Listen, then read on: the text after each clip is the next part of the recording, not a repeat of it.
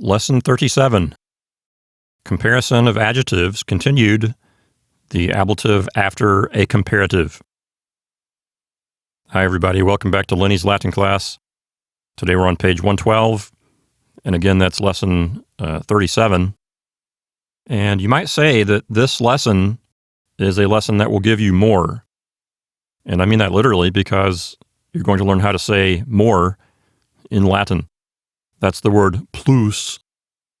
So we're going to talk about a few irregular comparatives. We're going to talk about the ablative of comparison. We're going to talk about the word quam and learn a few new words. So let's jump in here to section 300 and let's talk about some irregular forms of comparatives. And by irregular, what we mean is they don't follow the system that we studied in the last lesson. Both in English and in Latin, we have a standard way to make comparative and superlative forms.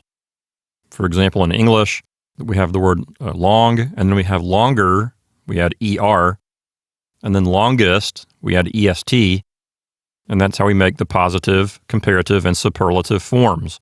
Long, longer, longest. Some adjectives in English don't use that system. For example, the word difficult, for that one we have to use helper words. We say difficult, more difficult, and most difficult. We don't say difficult, difficulter, and difficultest. Instead, we use more and most to help ourselves form the comparative degree and the superlative degree. So long, longer, longest, that's one way to do it in English, kind of a standard way. Difficult, more difficult, most difficult, that's another standard way. But then there are some adjectives that simply do not follow those patterns. For example, good, better, best. Good is positive, better is the comparative degree, and best is the superlative degree. Well, where do those forms come from? Why don't we say good, gooder, goodest? Well, I don't really know for sure, but the point I'm making here is that good, better, best is an irregular formation of the comparative degree and superlative degree. Same thing with the word bad. We have bad, worse, and then worst. That's another irregular one. We don't say bad, badder, baddest. So anyway, my point here is that in English we have irregular formations of the comparative degree and the superlative degree. And so we have the same exact thing in Latin. We have some Latin adjectives that don't follow that standard pattern, meaning longus, longior, longissimus. Okay, so here in section 300, we're going to talk about 6 or 7 different adjectives that are irregular. An interesting thing to notice here is that for most of these words, we have English words that are directly related to them. These words have either come into English as actual words, or they're embedded in other words, derivatives and things like that. So let's take a look at the first line here. We have bonus, which means good. That's the positive degree. Melior and melius, that's the comparative degree, so it means better. Melior is masculine and feminine. Melius is neuter. Notice the ius ending there. Of course, those are third declension forms because all comparatives are third declension adjectives. Finally, we have optimus, which means best. That's a first and second declension adjective, optimus, optima, optimum. So that's the superlative degree. And all of these words have found their way into English somehow. The word bonus is an English word. You might get a bonus in your paycheck if you do a good job at work. The English word ameliorate means to make something better. That contains the word melior. Also in English we have the word optimal, which means the best, basically, just like the word optimus. So these words shouldn't be too hard to remember. On the next line we have malus, mala, malum, which means bad. You might expect the comparative form to be something like malior, but that's not it. It's peor. So peor and peius mean worse. And pessimus, pessima, pessimum is the superlative degree. That means worst. Again, all of these words have found their way into English somehow. The root word there in malus is often seen as a prefix in English. If something is malformed, that means it's badly formed. If someone is guilty of malpractice, it means they're guilty of bad practice. So we see that mal prefix a lot, which I'm pretty sure comes from this Latin word malus. From peor, we have the English word pejorative. Notice that the letter I in the word peor is a consonantal I. And when a Latin root comes into English with a consonantal I, in my experience, most of the time it's done as a letter J. Because from what I've been told, in the medieval period, scribes would put a tail on consonantal I to distinguish it from vocalic I. So the word pejorative is pejorative, with the consonantal Latin I turned into a J, which is just an I with a tail on it. And then from pessimus, we have the English word pessimist. If you're someone who always thinks that the worst is going to happen, you're a pessimist. So again, these words are not hard to remember because we have so many related English words. On the next line, we have magnus, magna magnum, which means great or large. Major and maius are the comparative degree. They say greater or larger. And then maximus, maxima, maximum, means greatest or largest. In ancient Rome, there was a temple called the Temple of Jupiter Optimus Maximus. Jupiter is the name of the chief god in the Roman pantheon, like the Greek Zeus. And so Jupiter Optimus Maximus simply means Jupiter, best and greatest. And again, all these words find their way into English. For Magnus, we have words like magnify, when you make something big. Major is where we get our English word major. Again, the I here is consonantal, so when it comes into English, it comes in as major. So if you have a major problem, you have a greater problem, or a rather great problem. Notice one line below, there's minor, which means smaller. If you have a minor problem, you have a kind of a small problem. Also, I believe this is where we get our English word mayor, like the mayor of a town. Maximus is easy to remember because in English we have the word maximum, which is the greatest, amount of something. So not too hard. Once you devote a little bit of study time to these words, I think you'll get them relatively easily. Next we have parvus, parva, parvum, which means small or little. Smaller is minor and minus.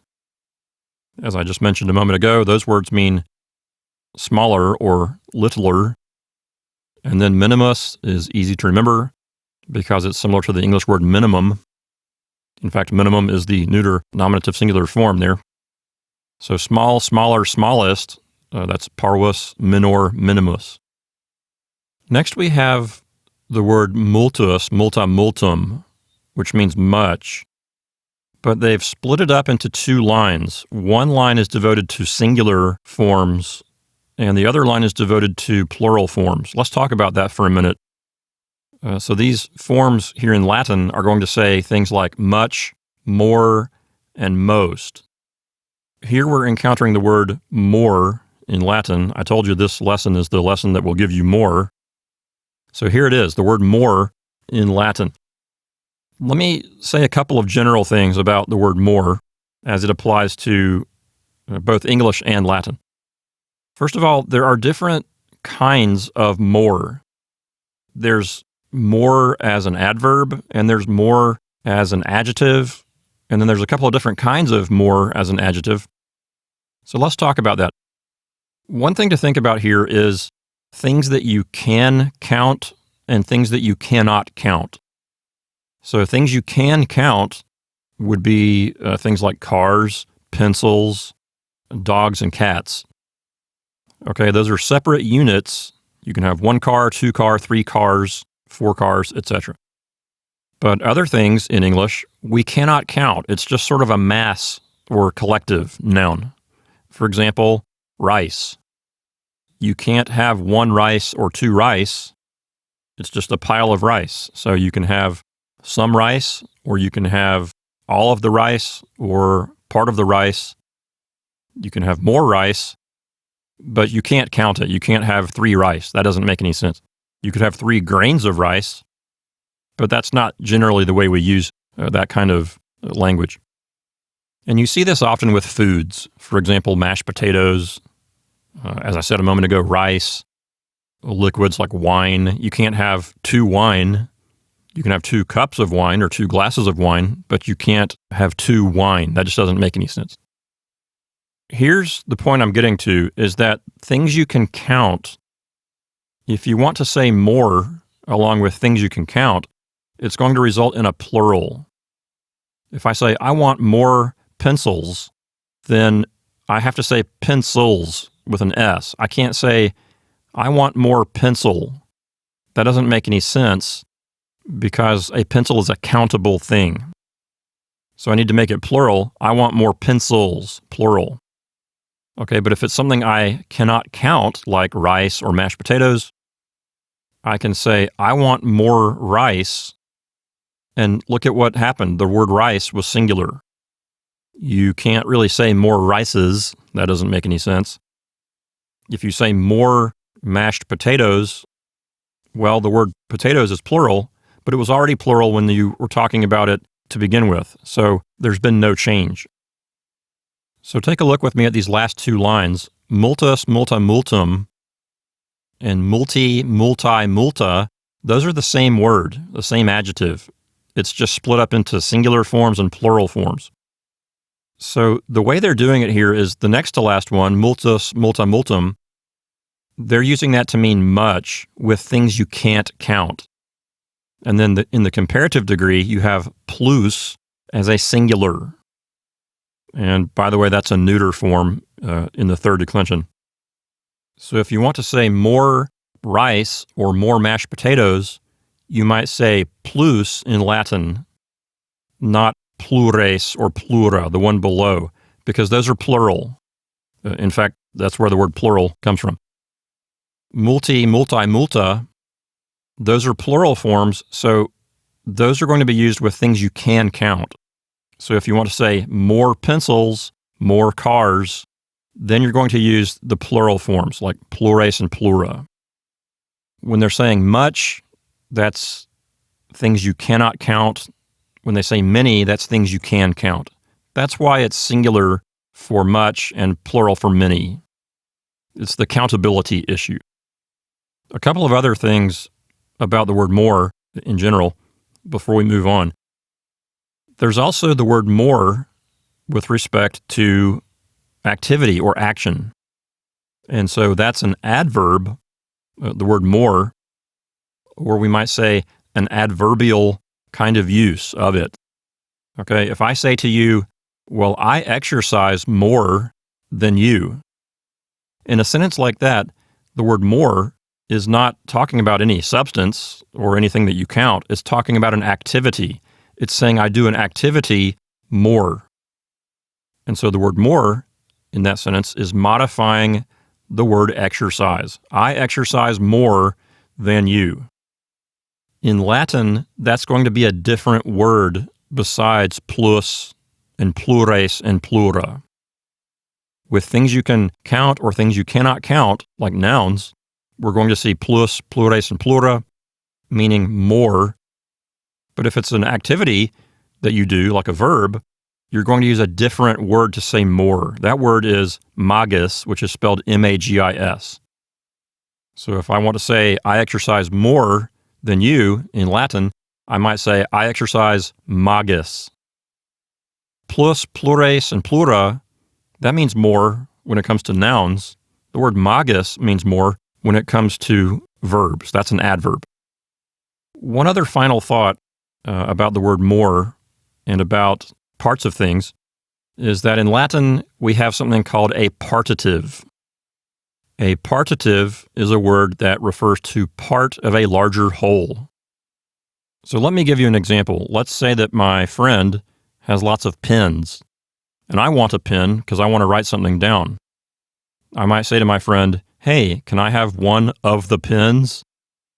And so when I do that, I'm asking for not all the pins, but just a part of that group of pins. The entire amount of pins is the whole amount of pins, and I'm just saying, can I have just one of the pins? That is a partitive. If you do that kind of thing in Latin, you use the genitive case, and it's called a partitive genitive. Okay, so in English, if I say, may I have one of the pins, then that part of the sentence that says of the pins, in Latin, that would be in the genitive case. And we'd call it a partitive genitive. Sometimes in older textbooks, you'll see it referred to as the genitive of the whole. So genitive of the whole, that's W-H-O-L-E, or partitive genitive, those two terms mean the same thing. Why am I telling you this? Because with the word more, you might be asking for part of a larger amount of something. For example, if I'm at dinner, I might say, may I have more mashed potatoes, please? When I say that, I'm saying, may I have more of the mashed potatoes? So that kind of sentence has a partitive kind of flavor to it. No pun intended. And so if you have that kind of construction in Latin, you would use a genitive to express the whole amount. And I believe we're actually going to see a partitive genitive in this lesson, in the exercises. Of course, when you use the word more, it doesn't have to be a partitive, and it doesn't have to be a comparison of any kind. You could just be saying more of something. For example, if you are working at a store and you thought that all the customers had come in that were going to come in that day, and suddenly additional customers come in, you might say to your coworker, wow, more customers just came in. So in that context, you're not comparing it to anything. You're not saying more than anyone.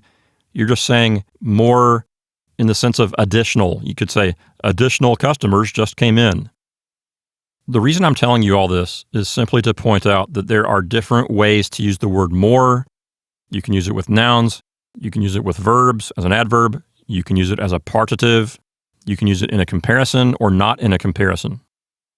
So I just wanted you to be able to process the different ways you can use the idea of more in English, because we're going to do some of those same things in Latin. Now I've given you some general information about the idea of more, or the word more, both in English and in Latin. One more thing before I move on. I want to say that the comparative and superlative forms here of multus and multi can have the same kind of meaning as the other comparatives and superlatives we've seen. You know, with other adjectives, we've seen the comparative used to mean rather something. If something is longior, we could say rather long. Longissimus, we could say very long. We don't have to say longer and longest. And that's also true for multus and multi. The comparative of multus, which means much, for the comparative, it could mean rather much, or some way like that to translate that there's, a larger amount of something.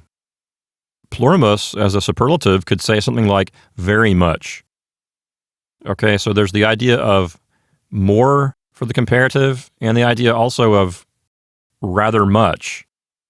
For the superlative, there's the idea of the most, but there's also the idea of very much. Again, those are for things you cannot count, like rice, mashed potatoes, water, snow, things like that. Again, for the last row here, multi, multi, multa, those are plural forms for things that you can count. So in the comparative, it could mean more, but it could also mean rather many. And then in the superlative, it could mean the most, but it could also mean very many. Again, I would say, as I often do say, that you have to use the context to figure out what the writer is trying to communicate. Okay, let's move on now to section 301 at the top of page 113. And we have even more irregularly compared adjectives. Let's take a look at them. Vetus means old. Vetustior is the comparative. That means older. and veterimus means oldest. Of course, we have the English word veteran, which is related to this adjective.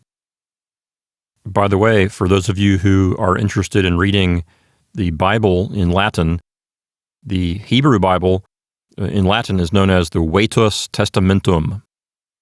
Testamentum is neuter, and Vetus means old. So that means Old Testament. But notice that Vetus is masculine, feminine, and neuter. So Vetus Testamentum, those two agree because Vetus is an adjective of one termination, as is senex, euenus, and dives. Moving on to the next line, we have senex, which means old.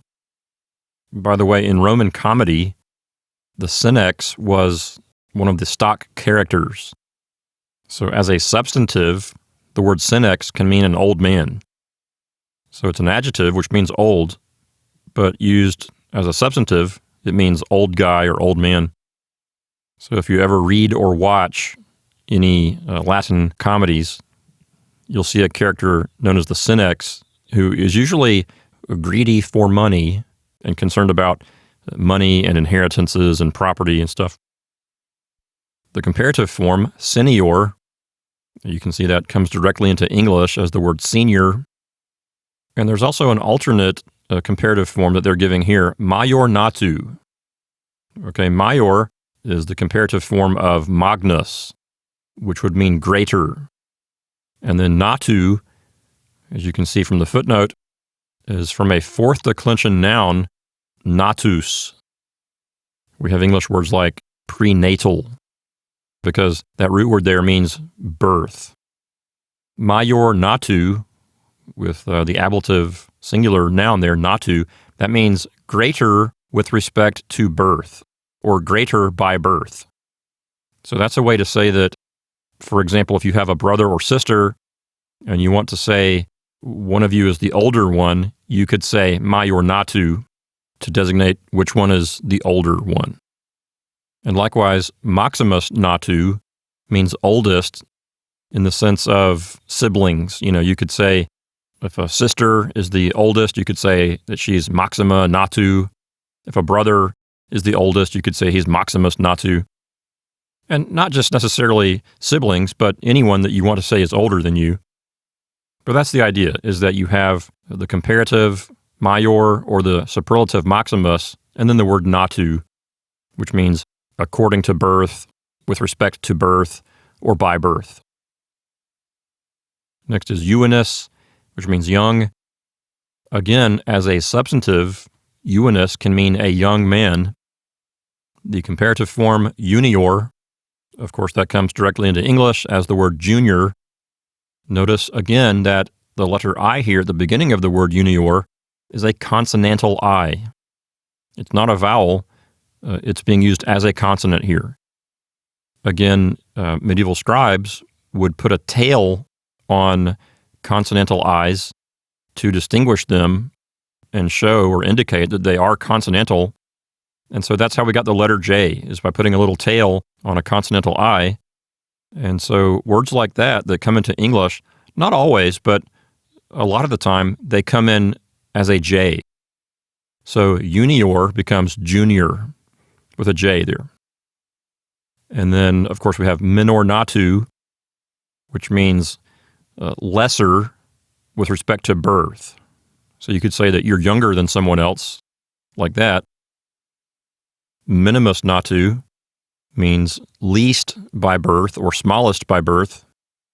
In other words, youngest. Finally, on the last line, we have dives, which means rich. Again, that's a third declension adjective that is an adjective of one termination. Ditior, richer, that's the comparative. Ditissimus is the superlative. That means richest, or perhaps very rich, as a ditior could mean rather rich or richer. Notice the alternate form of ditissimus, divitissimus. Okay, so watch out for that one too. Let's take a very quick look at the paradigm chart for vetus. That's on page 254 in the back of the book in section 14. Again, as I said a moment ago, it's an adjective of one termination. So nominative singular masculine, vetus. Nominative singular feminine, vetus. Nominative singular neuter, vetus.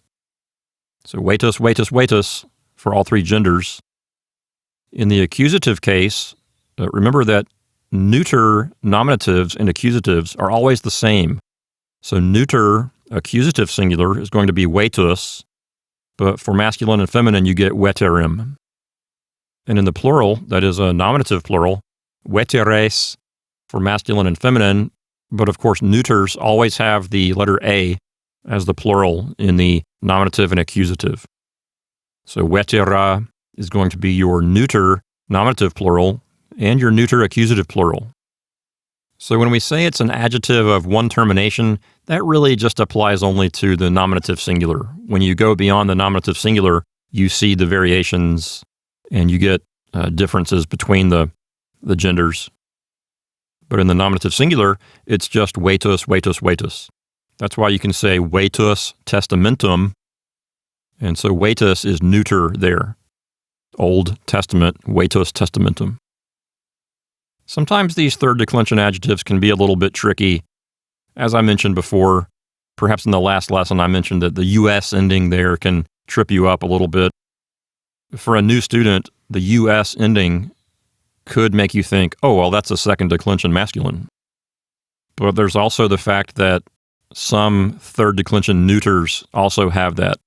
Like the word tempus, which means time, that's neuter third declension. Tempus temporis.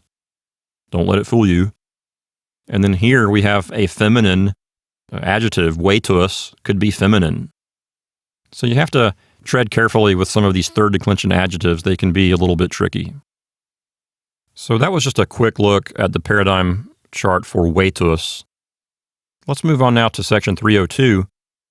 And here in section 302, we're going to learn something really useful. That is how to fully express a comparison in Latin. Take a look over on the right there where the sentence is, it says, Helvetia is smaller than Aquitania.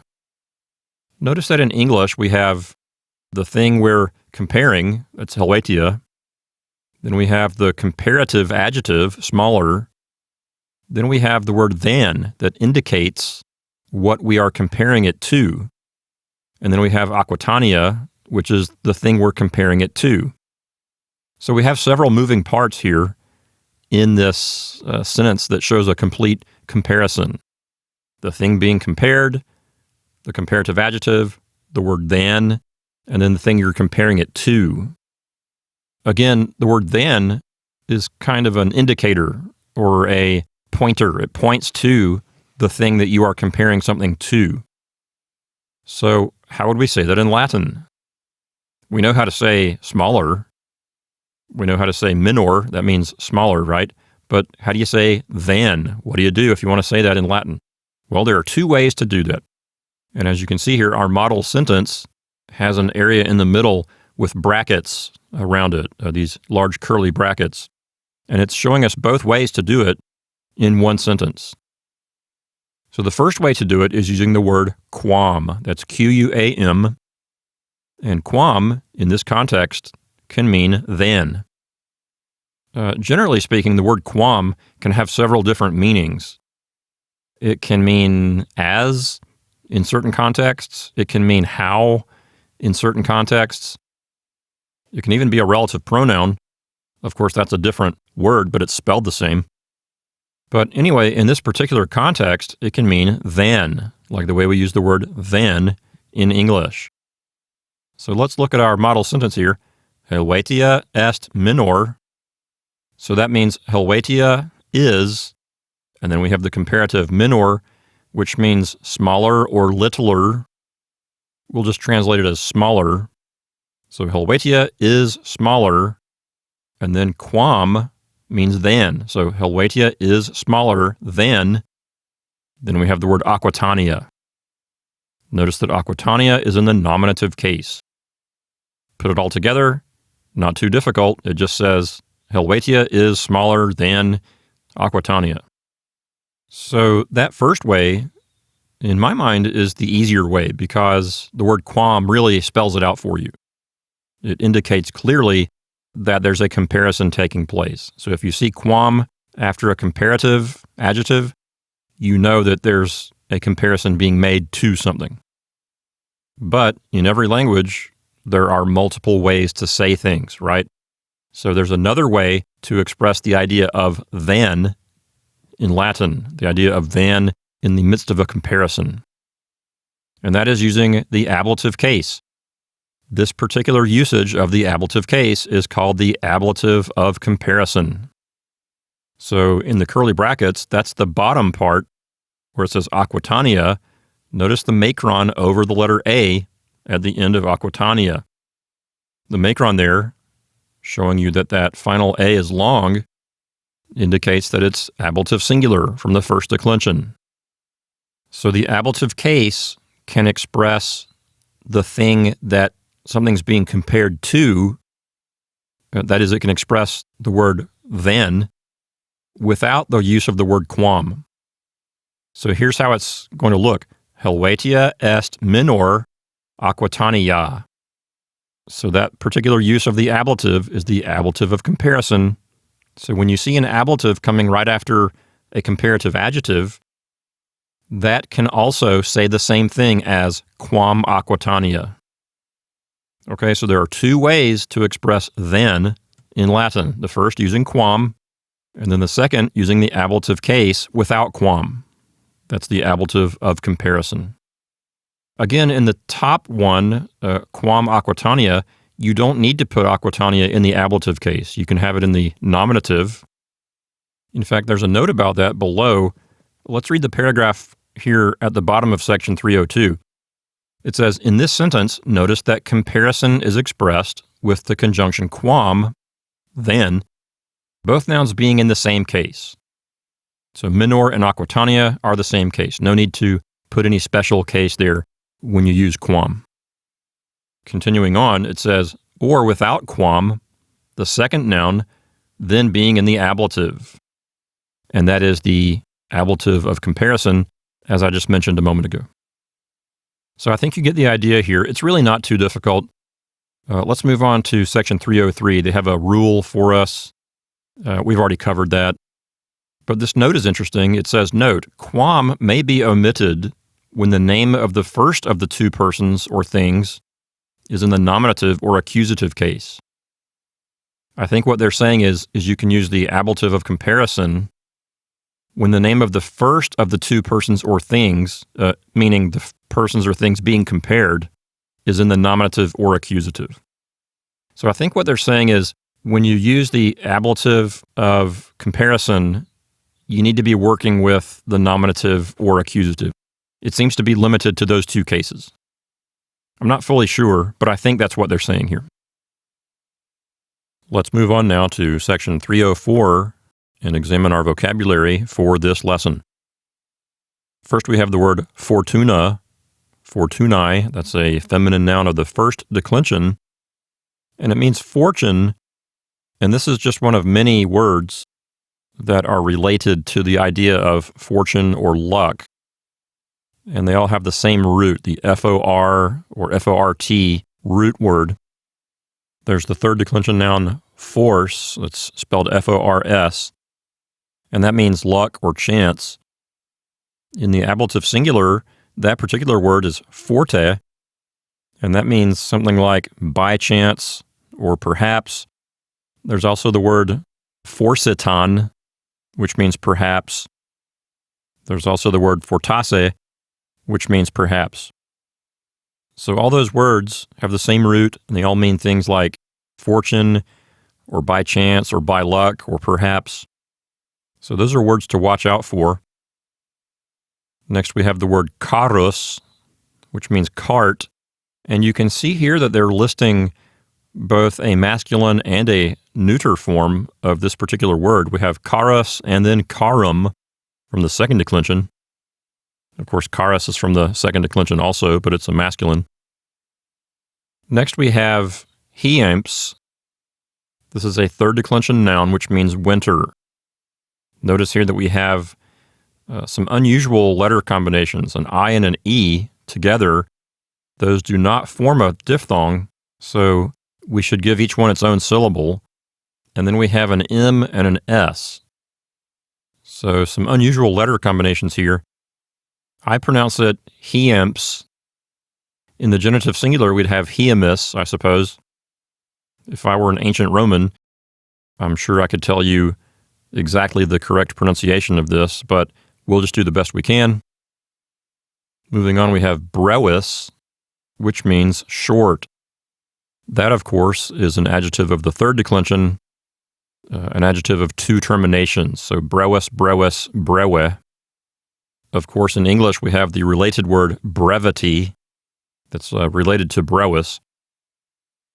Moving on, we have dives, divitis in the genitive singular, a third declension adjective of one termination. That means rich. I can't think of any related English words for dives, but I'll keep my eyes peeled for them. Let's turn the page to page 114 and continue on. Next we have eumentum, eumenti, a neuter noun of the second declension that means a beast of burden. And you can see over on page 115 a picture they have, a carus, that is a cart, and eumenta. Of course, eumenta is plural. I think hiding behind the first ox is another ox. So it's a team of oxen where only the one in the foreground is visible to us. So one eumentum, two eumenta, that's neuter. Next we have continens. That's a third declension noun. That means a continent. We will probably see that in Caesar's Gallic Wars, as Caesar talks about the continent of Europe. It's related to the verb contineo, which is the preposition con, and the verb teneo, which means to hold. So literally, continent is something that holds together. As far as its form, this particular noun looks just like a present active participle. In fact, that's probably how it got started, as a present active participle being used as a substantive. Next we have maiores. This is one of the comparative forms of the adjective magnus. Here it's in the plural, so maiores is third declension nominative plural. Maiorum would be third declension genitive plural. So they're giving us nominative and genitive here. As you can see here, there's a note that says used as noun. And when they say used as noun, they mean it's used substantively or used as a substantive. So when that is done, it can mean elders or ancestors. Literally, it means greater ones. In Latin, the word mos, M-O-S, means something like custom. And so there's a Latin phrase, mos maiorum, which means the custom of the ancestors. So the mos maiorum was considered tradition handed down, and that was very important to the Romans. The Romans did not have a written constitution as we do here in the United States. Everything was done based on tradition and precedent. So the mos maiorum, custom of the elders or the custom of the ancestors, was very important. Next we have quam. As I said a few minutes ago, quam can mean many different things. It can mean than, in a comparison. It can mean as. With a superlative, we're going to see this very soon, it can mean as something as possible.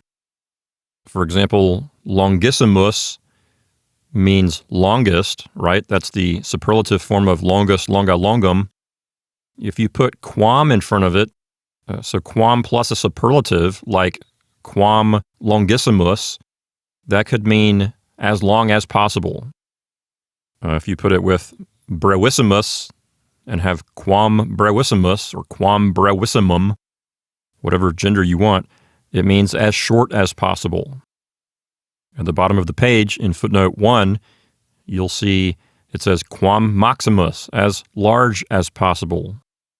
So quam plus a superlative means as whatever as possible. You can also use it with superlative adverbs, which we haven't studied yet, such as the adverb celerime. Celerime is an adverb that, describes a verb. So it means quickest or very quickly when describing action. So if you say quam celerime, that means as quickly as possible. So watch out for quam plus a superlative adjective, or a superlative adverb. Next we have a verb nawigo. That's a verb of the first conjugation. That means sail. Not too hard to remember because we have the English word navigate. Next we have koemo. Now this is an interesting one because it has a special marking over the letter E. This particular verb is a compound verb. It's the word emo, which means by, that's B-U-Y. The four principal parts are emo, imere, emi, imptum. This is the verb you see in the old adage, caveat imptor, let the buyer beware. The word imptor means buyer. We see that root word there in the fourth principal part, imptum. So this particular verb is emo, imere, but with the prefix con. So con plus emo becomes coemo. The N somehow goes away. Now, ordinarily, the letter O and E together would form a diphthong that would sound something like oi. And we've seen that diphthong before, especially in the word proilium, which means battle. So when you first look at the word coemo, you might think to yourself, the O and the E form a diphthong, so I'll pronounce it koimo. And that's actually pretty good thinking if you thought that, because it means you're looking for those diphthongs. But here, notice the special marking over the letter E. We have those two dots. That's called a diaeresis. A diaeresis is a special marking. When you have two vowels in a row, you can put it over the second vowel to let the reader know that it's pronounced separately in a separate syllable from the vowel that came right before it. So the two dots there over the letter E, they are called a diaeresis, and that tells you not to pronounce it as a diphthong. Why, you may ask, should we not pronounce it as a diphthong? The answer, based on what I've been told, is that when you compound a verb with a preposition, the prepositional prefix has sort of a life of its own. The original verb here was emo, and then the CO is sort of an add-on. So it has a sense of separateness to it. So instead of the O in the prefix blending in with the E that was part of the original word, they have a feeling of separateness to them because they came from different places. The E is part of the original verb, the O is added on. So they're not working as a team. They're part of two separate parts of the word. So instead of koimo, you get koemo. And frankly, I don't know which syllable to put the accent on, because I've been told that sometimes the accent doesn't necessarily fall on the compounded syllable, the prepositional prefix syllable. So the question of what syllable gets the accent is really a lesser issue. The main issue at stake here is to not pronounce the O and the E as a diphthong. As long as you do that, you're doing fine. Let's move on. The next word is disco. And this word does not mean to dance to a Bee Gees song like John Travolta. It does not mean that, like disco dancing. Instead, it means to learn. It's a third conjugation verb, so disco, discere. Didici is the perfect tense form, first person singular. So didici says, I learned. And there's no fourth principal part here, no perfect passive participle or supine. This reminds me of the old Latin adage, discimus docendo. Discimus means we learn, and docendo is a gerund that means by teaching. So discimus docendo says we learn by teaching.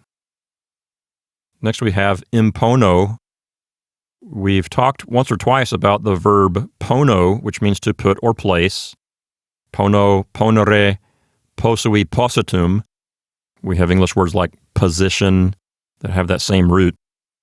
In plus pono, the letter N turns into an M before the letter P because the letter M is made with the lips, just like the letter P is. So it aids in pronunciation, and you get impono. So impono means to put something on something, to mount it on it, to place it on it. And we have the English word imposition. If someone says to you, well, I don't want to be an imposition, that means that they don't want to put on you a burden of any kind. Or if they say, I don't want to impose on you, again, they don't want to put a responsibility or a burden or a hassle on you. Reduco is a compounded verb as well. Re plus duco. Duco means lead. Re means back or again. So reduco means to lead back. Of course, we have the English word reduce, which I'm sure is related to this verb. Let's move on now to section 305, which is our translation area for this particular lesson. So let's do all the exercises except for number 8. So do them all except number 8. Turn the recording off and do the homework. And then when you're done, turn the recording back on and we'll go over them together. Okay, hopefully by now you've finished your homework. Let's go over these exercises together, starting with number 1. Number 1 says, minima altitudo fluminis. The noun altitudo is a feminine noun of the third declension. It means height, but when you're talking about water, it can mean depth. So it can be talking about, going up or going down, depending on what you're talking about. Here we have the superlative adjective minima along with it. Minima is feminine because altitudo is feminine. So minimus, minima, minimum is the superlative form of the noun parvus, which means small. So literally, minima and altitudo would say the smallest height, or if we're talking about water, it could mean the smallest depth. Finally, we have fluminous, which is genitive singular of the noun flumen, which means river. That's a neuter noun of the third declension. So number 1 says the smallest height of the river, but in the context of water, altitudo can mean depth. So probably the best way to translate it would be the smallest depth of the river. Number 2 is next. Plures Germani renum traducti sunt. The subject here is Germani, and the verb is the compound tense traducti sunt. Traducti sunt is a perfect tense passive form of the verb traduco. Traduco really is transduco, which means to lead across. Somehow the N and the S go away, and instead of transduco, we just get traduco. So traduco, traducere, traduxi, traductum, those are the 4 principal parts. So the 4th principal part, which is the perfect passive participle, along with a present tense verb of being, that's how we make the perfect tense in the passive. So traducti sunt says, they were led across. Okay, again, it's a passive verb in the perfect tense. So Germani and traducti sunt says this, the Germans were led across. What were they led across? The Rhenum. That means the Rhine River. Notice footnote number 2. It says depends on tra equals trans in the verb. What they're saying here is that Rhenum is in the accusative case because the idea here is that trans, the preposition trans, is somehow affecting the word Rhenum. It's like across the Rhine, and so the trans that's embedded in traduco is generating an accusative case in Rhenum, as if Rhenum is the object of the preposition. So Rhenum is accusative because the feeling here is that it is somehow the object of the preposition trans even though trans isn't a separate word, even though it's embedded in the verb, it still has a certain amount of force to it that it can generate this accusative object of the preposition. Finally, we have the word plures, and that is a comparative degree adjective, the comparative of multus, multa, multum, but in the plural. So it can mean more. So we could say more Germans were led across the Rhine. Or we could translate plures as rather many. We could say rather many Germans were led across the Rhine. Number 3 is next. Omnes maiores ad imperatorem venerunt. Our verb here is venerunt. That's perfect tense. It means they came. And then the subject here is maiores. As we learned in our vocabulary section, maiores is a plural only noun of the third declension. That means something like elders, or depending on the context, it can mean ancestors. You just have to see how it's being used. So what we have so far would say the elders came, or the ancestors came. We have a prepositional phrase here, ad imperatorem. The imperator is the top general in charge of the Roman army. We could call him the commander-in-chief. So ad imperatorem could say to the commander-in-chief. Okay, so what we have so far says the elders or the ancestors came to the commander-in-chief. And now that we're getting a bit more context, we can see that it doesn't make any sense to say the ancestors came to the commander-in-chief, but it makes perfect sense to say the elders came to the commander-in-chief. So we'll use elders as our translation. Omnes means all. So omnes and maiores together says all the elders. So number 3 says all the elders came to the commander-in-chief. Number 4 is next. Helvetii a patribus maioribusque suis dedicerant. The subject here is Helvetii. The verb here is dedicerant, which is a form of the verb disco. Disco means learn. At first, you might think this verb is perfect tense, meaning they learned, but that would be dedicerunt with a U. This is dedicerant with an A, so it's really pluperfect. So we'll translate dedicerant as they had learned.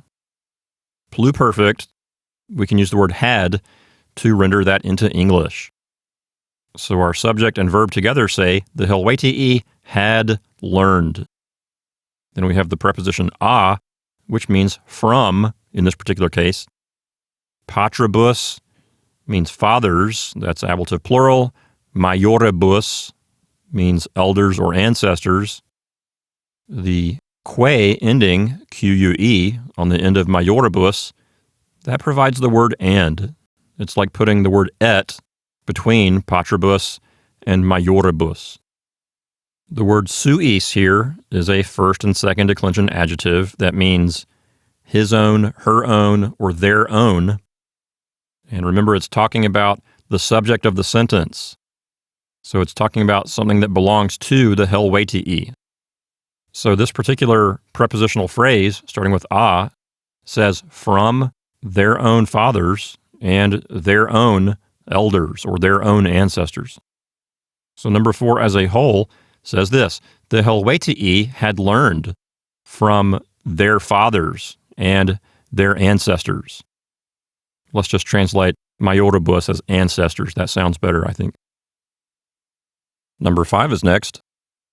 Caesar quatuor legiones in maiora castra eduxit. The subject here is Caesar, and the verb is eduxit. Eduxit is really the verb duco, which means lead, but prefixed with the preposition e or ex, which means out of. So the verb educo means to lead out. This is perfect tense, third person singular. So we can translate eduxit as he, she, or it led out. Okay, so what we have so far says Caesar led out. And what did he lead out? The legiones. He led out legions. That's accusative plural. And it's being modified by the word quatuor, which means four. Quatuor is a number that is indeclinable. That means that no matter what form it stays the same form. It stays the same spelling. So the ending does not change. It's just sort of one form all the time. So it agrees with legiones, despite the fact that it doesn't look like it. So quatuor is always just quatuor. It doesn't turn into quatuores or anything like that. So quatuor legiones says 4 legions. So what we have so far says Caesar led out 4 legions. And where did he lead them? In Maiora Castra. Remember that the word castra is a neuter plural noun that we translate with the singular word camp.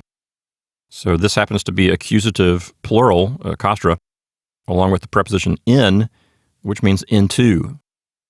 Caesar led out 4 legions into a camp, or into the camp. And castra is being modified by maiora, which is a comparative adjective. Maior is the comparative form of magnus, magna magnum, which means great or large. So maiora can mean larger or perhaps rather large. So number 5 says, Caesar led out 4 legions into a larger camp, or it could possibly mean into a rather large camp. We just don't know. We don't really have much context. Probably the best way to translate it is Caesar led out 4 legions into a larger camp, or into the larger camp. Number 6 is next. Auxilia pro minoribus castris constituit.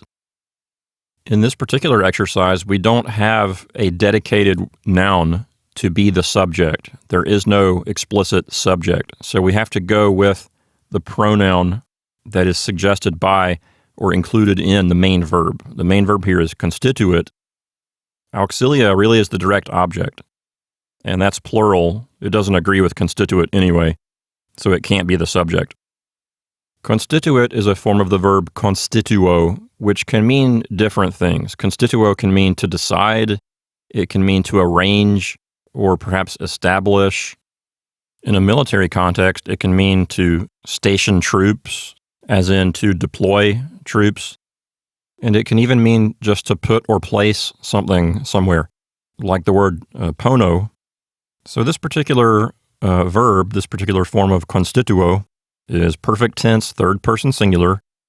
So it can mean he, she, or it placed, he, she, or it stationed, he, she, or it deployed, he, she, or it decided. It could mean lots of things. The direct object here is auxilia. And what that means is auxiliary troops. What is meant by auxiliary troops is troops that are not a regular part of the Roman army, but these are groups of troops that are called up from other nations or other tribes. And to my knowledge, the most common form of auxiliary troops is cavalry. You know, if you need to take care of a horse, you need lots of resources. You need a place to put the horse, like a barn. You need a trough to put the horse's food in. You need to give the horse water. You have to have ways of taking care of the horse. So I think that for the Roman army, it was difficult for them to take horses long distances. So what they would do is they would have cavalry, that is horse-mounted soldiers. They would have cavalry from the nations that are nearby, meaning their allies. So, for example, if the Romans are fighting in one area and then a couple of tribes over, they have a certain tribe that's their ally, they might say to that ally, hey, we need you to supply cavalry. And so they would require them to put together some cavalrymen and send them over to help the Romans fight a battle. It was easier for local people to take care of the horses because the horses can be near their barns, their food, etc. So in this particular context, auxilia probably means cavalry troops that have been supplied by some other tribe, some other a group of people other than the Romans. So what we have so far would say he, she, or it placed, deployed, decided auxiliary troops. And so now that we know what the direct object is, we have a little bit of context. We know that constituit is referring to military troops. So that means we should translate constituit as probably station or deploy or place, something like that. It's not going to mean decide. It's going to have to do with putting troops somewhere. Finally, we have a prepositional phrase, pro minoribus castris. Castris, of course, you know that means camp. We have the preposition pro here, which takes the ablative case. So pro and castris together is a prepositional phrase with castris in the ablative. Pro, as a preposition, can mean several different things. And it's really a good idea when you're looking at the word pro. It's a good idea to carefully consider the context.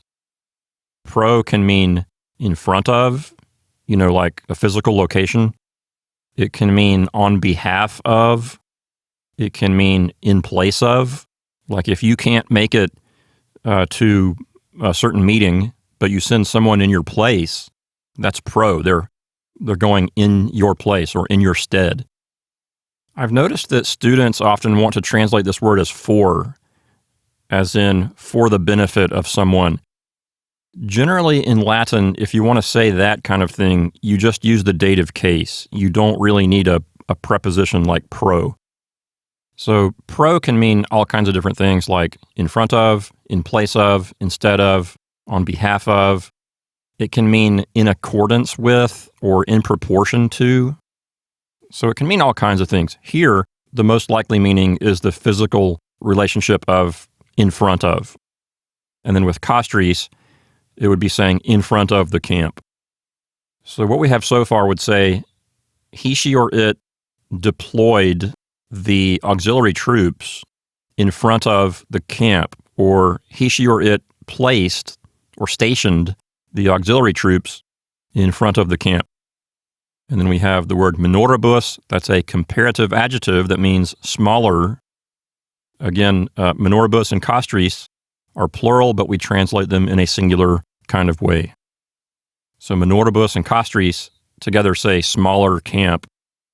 So number 6 as a whole says this. He, probably referring to Julius Caesar, he stationed auxiliary troops in front of the smaller camp. Number 7 is next. Apud Helvetios nobilissimus et dietissimus fuit urgetorix. This one's pretty easy. Apud Helvetios means among the Helvetii. Apud means among. Helvetios is accusative plural because apud takes the accusative. Nobilissimus is a superlative adjective, here being used as a substantive. So that means something like the most aristocratic. We've talked about this before, how noble pertains to social class, not so much character, but what social class you're born into. It's a class by birth. So nobilissimus means noblest in the sense of most aristocratic or most high in social rank. And dietissimus means richest. That's another superlative. Fuit means was. That's third person singular, perfect tense. The predicate nominative is urgetorix. So number 7, not too difficult, it says, among the Helvetii, the noblest and richest person was urgetorix. Of course, the word person is understood. It's not in the text, but you have understood words like that when you have adjectives being used as substantives. Let's skip over number 8 and go to number 9. Number 9 says, difficultas navigandi. This isn't a complete sentence, it's just a sentence fragment for practice. Difficultas is a third declension noun that means difficulty. And then navigandi is a gerund. It's a gerund of one of our new words for this lesson. The verb navigo is a first conjugation verb that means sail. And so here, navigandi is a genitive case gerund. Notice the N and the D there toward the end of the word. So dificultas navigandi says difficulty of sailing. Number 10 is next. Quam plurimae civitates. Another sentence fragment just for practice. Civitates is a form of the third declension noun civitas, which means state. Civitates is nominative plural, and it's being modified by the superlative adjective plurimae. Notice that we have here the word quam being used along with a superlative. When you have quam and a superlative together, it means something like as much as possible of the thing mentioned by the superlative. So the superlative here, plurimae, has to do with many or most. So quam plurimae together says something like as many as possible or the most possible. And along with civitates, the whole thing says something like as many states as possible or the most states possible. But that's the quality or the force of what happens when you have quam plus a superlative. And we'll see that again in number 11. Number 11 says, sementes quam maximas faciunt. Okay, the verb is faciunt. That's a form of the verb facio, which means to do or make. It's third person plural present tense. So faciunt says they are doing or they are making. And sementes is a third declension noun that means sowing in the sense of planting seeds. So it's accusative plural, meaning plantings or sowings. So the basic structure of the sentence is they are making sowings or they are doing plantings. Okay, people planting seeds in a field. And sementes is being modified by maximas. That means the greatest or largest. So they are making the largest plantings or they are making the largest sowings. And then with quam, we get the idea of as much as possible of maximas. Whatever maximas is, whatever that superlative is, it's saying that as much as possible of that. So the idea with quam maximas is as great as possible, as large as possible. So number 11 says something like, they are making the largest possible plantings. Or perhaps we could word it like this. They are making the plantings as large as possible. Either of those will capture what the Latin is expressing here. Again, quam plus a superlative gives you the idea of as something as possible. Number 12 is next. Helvetii iumentorum et carorum quam maximum numerum coemunt. Our verb here is coemunt. That has the meaning of to buy up. The subject is helvetii. So the subject and verb together say the helvetii are buying up something. Okay, coemunt is present tense. And the direct object is numerum. They're buying up a number. What's it a number of? A number of iumentorum, of beasts of burden, such as oxen. And then carorum is genitive plural. That means of carts. So they're buying up a number of carts. They're buying up a number of beasts of burden. But it's not just any number. It's quam maximum numerum. Here we have quam again with a superlative. Maximum means largest or greatest. So it's the greatest number. Not just the greatest number possible. So quam maximum numerum says the greatest possible number, or the greatest number possible. Earlier in this lesson, I mentioned partitive genitives. When you have part of a greater whole, the whole amount is generally expressed in Latin by the genitive, and so we call it a partitive genitive. Here, we have a number of something, and so that larger thing here is iumentorum and carorum. So those are partitive genitives. We have a number of something. Okay, that's a partitive genitive. And so number 12 as a whole says this: the helvetii are buying up the greatest number possible of beasts of burden and carts.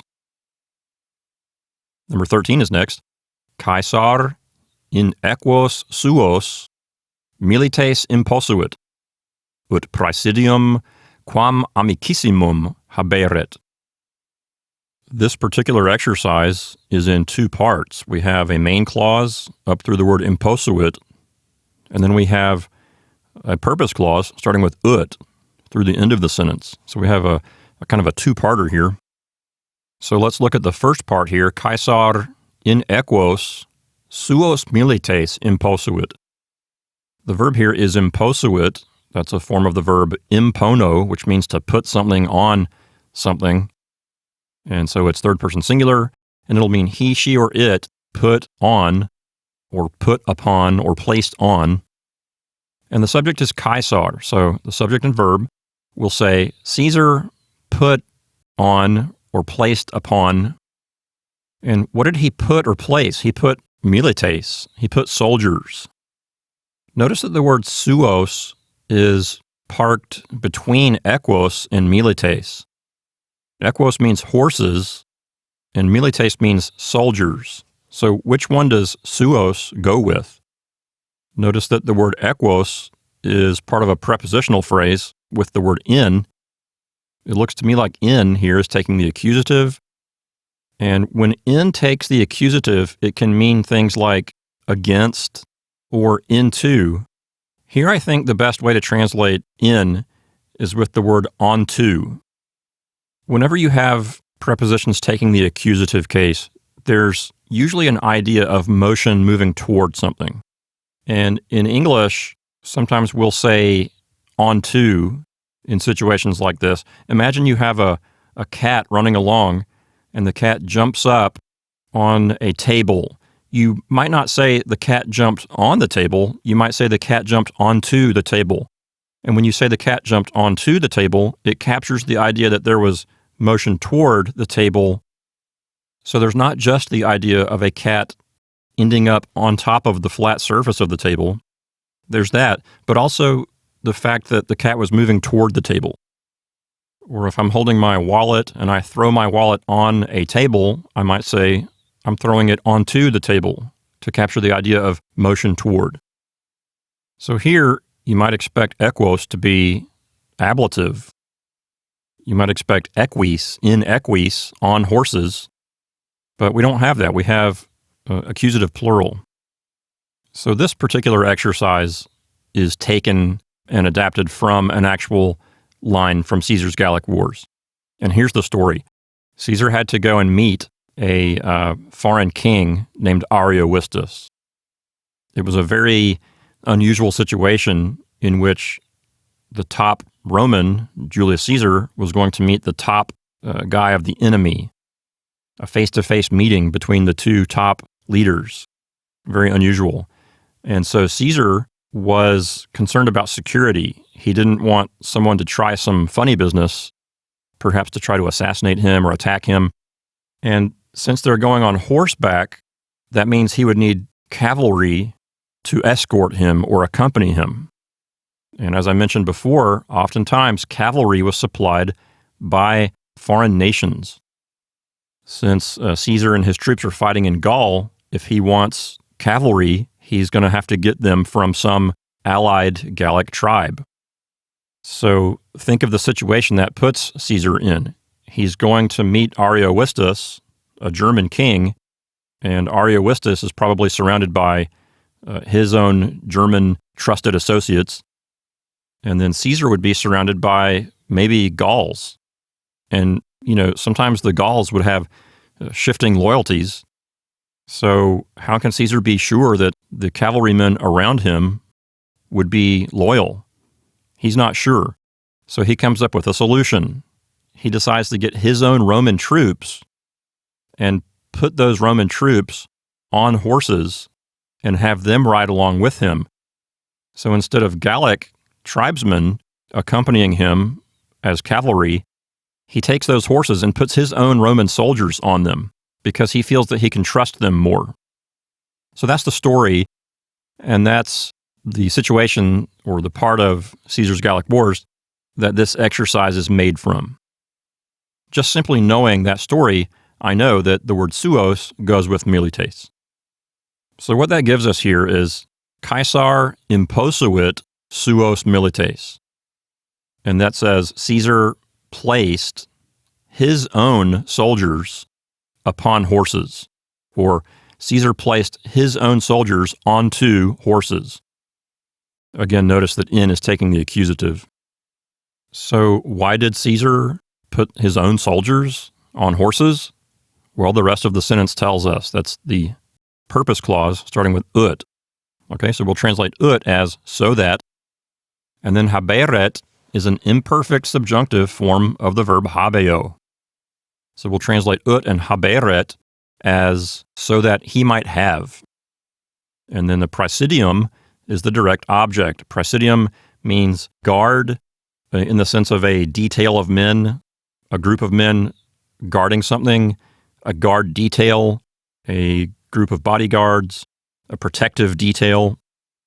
In the military, when they give you a special job, they often call it a detail. You've been put on detail. That's why I'm using that word. We can translate praesidium simply as guard, but I just want you to know that it doesn't necessarily mean one guard. It means like a guard detail. The word amicissimum is a superlative adjective from the adjective amicus. Of course, the word amicus can be a noun that means friend, but as an adjective, it can mean friendly. So here, amicissimum means most friendly. And then with quam, we have the idea of as friendly as possible. And that's modifying praesidium. So the purpose clause says, so that he might have as friendly as possible a guard. Again, Caesar doesn't want Gallic tribesmen on the horses going with him. He wants his own trusted associates, his own trusted soldiers, because he knows that those Roman soldiers that he knows and trusts will be the most loyal, the most friendly, the most likely to defend him and not be treacherous.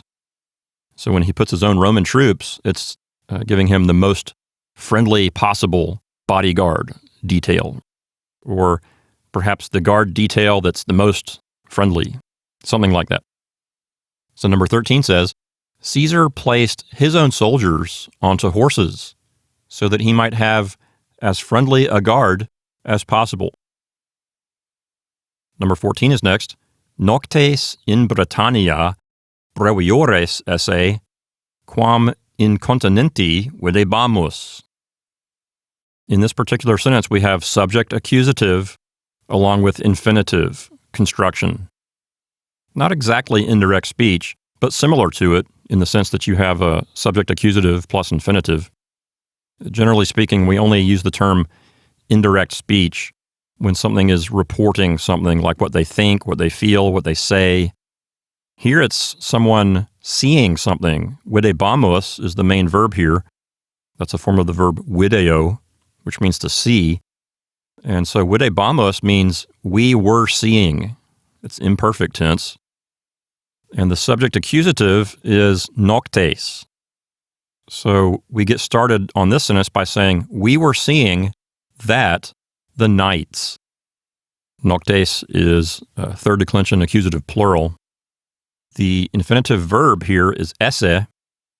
Esse is a present tense infinitive, so we're going to put it in the same time scheme as the main verb. The main verb is in the past, so we're going to translate esse as if in the past too. If esse were a future tense infinitive, we'd put it in a time scheme that's after the main verb. If it were a perfect tense infinitive, we'd put it in a time scheme before the main verb. But since it's present tense, we put it in the same time scheme as the main verb. That's how infinitives work in situations like this. So we'll translate esse as was. Okay, so what we have so far, we were seeing that the knights were. In Britannia is a prepositional phrase. It means in Britain. Breviores is a comparative adjective. It's a form of brevis, which means short. Here as a comparative, it means shorter. and that's a predicate adjective along with noctes. Notice that it's also accusative plural because it's modifying noctes, and so since it's modifying noctes, it has to be in the same case, number, and gender. So far we were seeing that the nights in Britain were shorter. Of course, it's not knights like the kind that go around wearing armor and riding horses. It's not a bunch of short people in armor. It means nights, as in the opposite of a day. What the Romans are noticing is that as they go further north from their home environment in Italy, they're seeing the length of days and nights starting to change because of their northern latitude. Next, we have the word quam, but here the word quam is simply meaning than. It's not part of any superlative saying as much of something as possible. Here it just means a comparison. It's just saying than. So far, we were seeing that the nights in Britain were shorter than something. In continenti, that's a prepositional phrase. Continenti is one of our new nouns for this lesson. That's continens, which means continent. It's a feminine noun of the third declension. In here is taking the ablative case. For some reason, they've chosen to use the letter I as the ending for the ablative case instead of the letter E. My suspicion is that continens starts as a participle. It looks to me like a participle, a present participle of the verb contineo. And since it has that participle-y kind of look, it might be getting the kind of endings that you would give a participle. A present participle from the third declension would have I as the ending in the ablative singular. So they're not treating continens as a normal third declension noun. They're treating it in kind of a participle-y kind of way. That's the only reason I can think of to explain why we have the letter I here as the ablative singular ending. So number 14 as a whole says this: we were seeing that the nights in Britain were shorter than on the continent. And by on the continent, what they mean is in Gaul, which is today France. Number 15 is next. Hieme dies sunt breviores noctibus. You'll notice here a footnote. Footnote number 3 says that the word dies means days. This word comes from the fifth declension, which you don't know yet, I don't think. The word sunt means are, and breviores means shorter. That's a comparative adjective.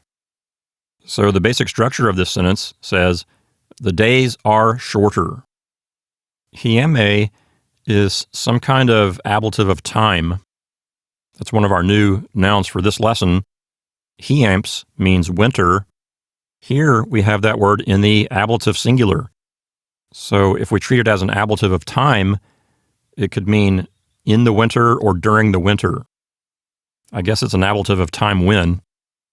So what we have so far is, in the winter, the days are shorter. Finally, we have the word noctibus. That's the third declension noun nox, which means night, and it's in the ablative plural. Earlier in this lesson, we talked about how there can be two ways to show comparison with something. One way is to use quam, and we saw that in exercise 14. They said breviores quam in continenti, shorter than on the continent. Here we have a comparison being made with the ablative of comparison. Notice that noctibus is ablative plural, and so we can make the comparison without the word quam. There is no word quam here, but we need to throw in the word then into our translation to properly translate the ablative of comparison.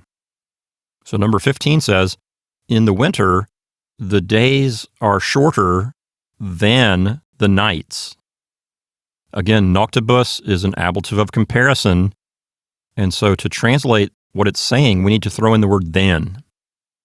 We could have put in the word quam and then put noctes in the nominative. We could have said, hieme Dies sunt breviores quam noctes. That would have been one way to do it with quam, but as an exercise, they've chosen here to not use quam and instead put noctibus in the ablative as an ablative of comparison. Number 16 is next. Fortuna sequanorum miserior est, quam fortuna reliquorum gallorum. Okay, here we have a comparative that's going to show a comparison along with the word quam. So we'll translate quam as then. And the subject of the sentence is fortuna. That means fortune. And it's being possessed by sequanorum, which is genitive plural. That means the people of the Sequani tribe. The verb is est, which means is, and then we have a predicate adjective, which is miserior. That's a comparative adjective. That means more wretched. That's a form of the adjective miserus, misera, miserum, which means wretched. And so here, as miserior, it's more wretched because it's a comparative. So what we have so far would say, the fortune of the Sequani is more wretched. And we have quam, which will mean than. So here comes the comparison to something else. In the final part of the sentence, we have fortuna reliquorum gallorum. Reliquorum gallorum means of the rest of the Gauls. Okay, gallorum means of the Gauls. Reliquorum is an adjective modifying gallorum. It's also genitive plural, and that means the remaining ones or the rest of, something like that. So number 16 says this, the fortune of the Sequani is more wretched than the fortune of the rest of the Gauls. And also keep in mind that the word fortuna is in parentheses because it could be left out. You know, ancient Roman writers often write in a kind of an abbreviated kind of way where they leave out certain words that are understood. So even without the word fortuna in parentheses, this sentence would still make perfect sense. In fact, let's read it without the word fortuna in parentheses. The fortune of the Sequani is more wretched than of the other Gauls, with the idea of the fortune being understood. And you'll see that kind of thing all the time, where one word applies to two parts of a sentence, and you have to just feel that it's there or assume that it's there, or just read it into the part where it's understood. Okay, great. That's our last one for this particular lesson. Thanks for all your hard work. Thanks for sticking with me, and we'll see you again next time in lesson 38.